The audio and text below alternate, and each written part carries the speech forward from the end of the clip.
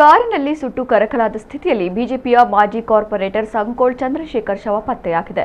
ದಾವಣಗೆರೆಯ 43ನೇ ವಾರ್ಡ್ ಮಾಜಿ ಕಾರ್ಪೊರೇಟರ್ ಆಗಿದ್ದ ಚಂದ್ರಶೇಖರ್ ಸಾವಿನ ಬಗ್ಗೆ ಹಲವು ಅನುಮಾನಗಳು ಹುಟ್ಟಿಕೊಂಡಿದ್ದು, ಮತ್ತೊಂದೆಡೆ ಅವರ ಇಬ್ಬರು ಮಕ್ಕಳು ಆತ್ಮಹತ್ಯೆಗೆ ಯತ್ನಿಸಿದ್ದಾರೆಂದು ತಿಳಿದು ಬಂದಿದೆ.